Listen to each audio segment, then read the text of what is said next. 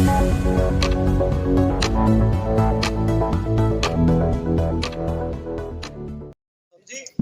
और लोकदल इंडिया गठबंधन के साथ देश बचाने की, लोकतंत्र बचाने की इस लड़ाई में शामिल हुआ। और ये देश क्या जो एक कहते हैं, कई लोग कह रहे हैं कि आखिरी चुनाव हो सकता है लोकतंत्र बचाने का, क्योंकि लोकतंत्र भारी खतरे में है। आज देश में जो हालात है, संवैधानिक संस्थाएं खतरे में है। चुनाव आयोग के में 2-1 से जो नियुक्ति हो रही है पूरी तरह सरकार के हिसाब से हो रही है। चीफ जस्टिस को जो रखना चाहिए था, सरकार ने 140 सांसदों को संसद के बाहर फेंककर ऐसा नियम बनाया कि सरकार जिसको चाहेगी वो चुनाव आयोग बनाएगी।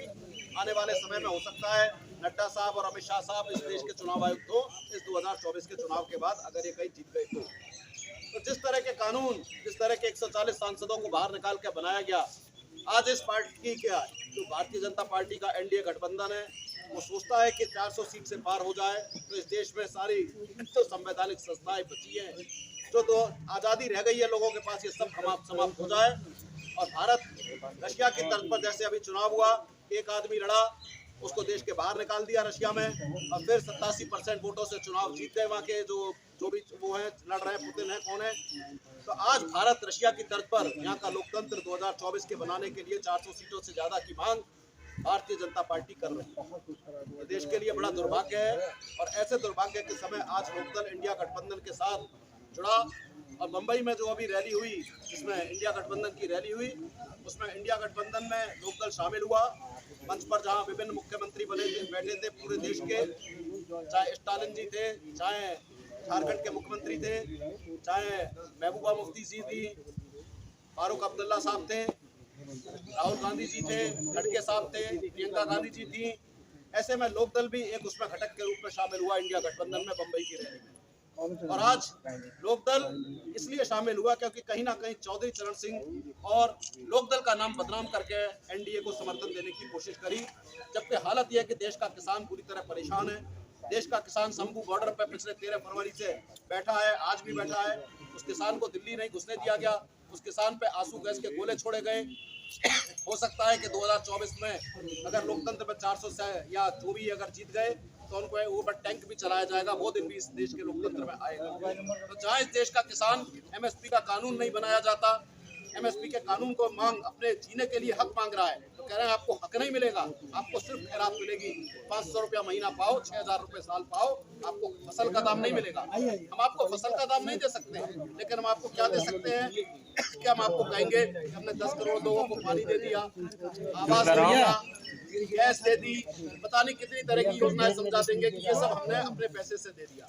हकीकत यह है कि देश के टैक्स के पैसे को बर्बाद करके इस तरह की लोक लुभावन वोट बैंक की नीतियां केंद्र सरकार ने बनाई, लेकिन किसानों को हक नहीं देना चाहते। हम इस देश के माध्यम से लोकदल कहता है कि किसानों को हक दे दो, तो उसको एमएसपी का कानून दे दो। मोदी जी या जो भी केंद्र की सरकार बनेगी, किसान अपने लिए गैस भी खरीद लेगा, आवास भी बना लेगा, और घर भी बना लेगा, और शौचालय भी बना लेगा, और जरूरत पड़ेगी तो केंद्र की सरकार को 6000 रुपए साल देश का किसान दे देगा। ये लोकदल की गारंटी है, देश के किसान की गारंटी केंद्र सरकार को।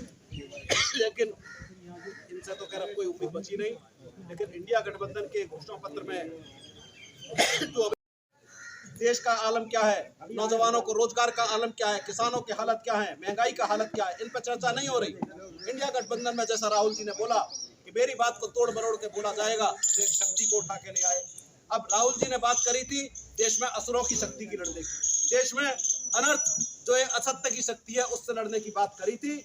और हमारे भारतीय जनता पार्टी के प्रधानमंत्री इतने ज्यादा बौखला गए कि बौखला कर वो बोलने लगे कि नारी शक्ति की बात करने लगे। भूल गए कि मणिपुर में वो नहीं गए, भूल गए कि हाथरस में क्या हुआ, भूल गए कि ब्रजभूषण शरण सिंह को हटाने में उन्हें कितना समय लगा, और जबकि देश की खिलाड़ी महिला बैठी रही तो उस समय नारी शक्ति नहीं याद आई।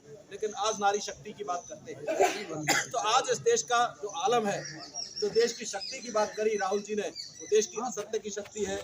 वो ताकतें हैं जो एक पूरे के पूरे देश की अर्थव्यवस्था को बर्बाद कर रही है, किसानों को, नौजवानों के भविष्य को बर्बाद कर रही है। उस शक्ति से लड़ने की जरूरत है। तो आज लालू जी की रैली हुई थी, उससे पहले 3 तारीख को मोदी जी का परिवार बीच में आ गया कि सारे परिवार लग गए। ऐसा लगता है कि कहीं ना कहीं जैसे इंडिया गठबंधन की रैली होती है, ये बौखला जाते हैं, कभी अपना परिवार बढ़ाने लगते हैं, कभी शक्ति से लड़ने की गलत बात करते हैं। तो आज इंडिया गठबंधन पूरी तरह से इस देश में और इस उत्तर प्रदेश में भी भारी बदलाव करेगा। समाजवादी पार्टी, लोकदल, कांग्रेस, हम सब मिलकर इस प्रदेश में 80 में से कम 60 सीटें।